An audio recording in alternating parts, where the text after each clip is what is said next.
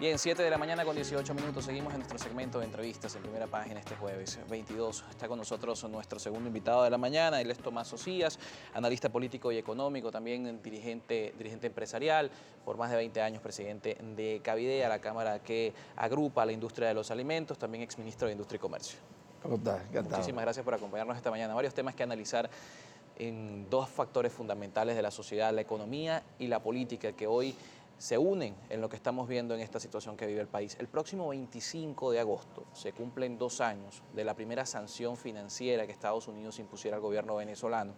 Este mismo mes de agosto cumplimos 1 año de la entrada en vigencia de la reconversión monetaria. Ya los economistas hablan de la necesidad de un billete de 200.000 bolívares por el crecimiento de los precios, la variación inflacionaria que seguimos registrando, pese a las medidas que se tomaron de la derogación de la ley de ilícitos cambiarios, el establecimiento de un nuevo esquema cambiario y, por supuesto, el impacto de las sanciones económicas. Como analista, ¿cómo evalúa estos dos factores que hoy están dentro del escenario político? Las sanciones económicas y, por supuesto, la situación que hoy se vive en materia en cuanto a políticas económicas impuestas o direccionadas desde el Estado venezolano. Tú sabes que una de las cosas que aprendí a través de los años, sobre todo en mi responsabilidad en la administración pública, hace muchos años y después cuando me tocó el papel de ser ministro de Industria y Comercio, que la economía muchas veces le da vuelta a la política y la rige. Los presidentes le tienen temor históricamente a la economía, al costo de la vida, al aumento de los productos, le temen a la inflación, la quieren esconder, regulan, se pasan 1 año a veces diciendo que el precio vale de 1.000 bolívares, cuando el precio en realidad ya vale 2.000 y no lo dicen, y al año hacen las modificaciones. Quiero decir que la economía se ha convertido en la pesadilla de los presidentes de la República, en Venezuela y en América Latina. Es así en Venezuela, entendiendo que tenemos 20 años del mismo gobierno, 12 años de caída sostenida de la producción agrícola, 12 años de caída en la producción petrolera, y la gente sigue votando por el mismo gobierno. Bueno, pero fíjate que se ha convertido en una pesadilla hasta para el presidente Maduro, porque ideológicamente el socialismo no le gustaba mucho entender las normas de la economía, como en China. Pues en Rusia tú puedes tener un país socialista, pero la economía funciona como tal. Y el sector privado tiene participación importante. Y el sector privado, y la producción, y el comercio, y la libertad, y no nada de regulaciones, llegar a regulaciones de estacionamiento y de clínicas, y por favor, a estas alturas. Hace unos meses el presidente hace un viraje y hace un cambio. Ahora retrocedemos a tu pregunta inicial. Cuando de buenas a primeras se da cuenta de que tienen una impopularidad muy grande y de que hay que dividir la política de la economía. Permite la apertura cambiaria, elimina el control de cambio y deja que los precios se ajusten. E inmediatamente, casi como por arte de magia en la economía, que no es así, el país se abastece. Entonces, claro, populistamente hago algunos controles por aquí y por allá, unas fiscalizaciones y unas multas, pero tenemos en este momento dolarizada ya el 25% de la economía. Las sanciones, como tú me preguntabas. Las sanciones, por supuesto, que han dañado extraordinariamente la estructura económica del país y del proceso actual, pero las sanciones tardan, no ahogarían a Venezuela. Los problemas que ha tenido fundamentalmente la economía y el venezolano ha sido la falta de una política más abierta de la economía, aún en un gobierno socialista. Dentro de ese abastecimiento que menciona, hay economistas que sostienen, si bien hoy estamos viendo un abastecimiento, la consecuencia ha sido que el abastecimiento se ve porque el venezolano no puede comprar los productos. Sí, por supuesto. Ese es el poder adquisitivo de la población, que es otra cosa. Pero para llegar al poder adquisitivo, para que mis ingresos me alcancen, el Ejecutivo necesita otras medidas más. La primera que tomó es la liberación, perdón, no habla de liberación, sino la eliminación del control de cambio. Segundo, permitir que los precios se ajusten. Tercera medida, que es inmediata, es la disminución considerable del encaje legal, que está asfixiando a Venezuela y asfixiando la política positiva que el Ejecutivo está tomando.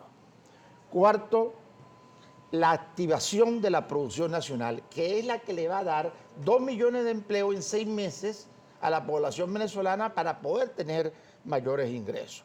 Que los CLAC pasen los productos a ser venezolanos, a que la empresa privada lo produzca y que las 600 y pico de empresas del Estado puedan ser entregados para la gerencia. El Ejecutivo no cree que deben ser privatizadas y nadie está diciendo eso porque el esquema no lo permitiría actual, pero que sean su gestión que sea entregada al sector productivo. Esto elevaría la producción.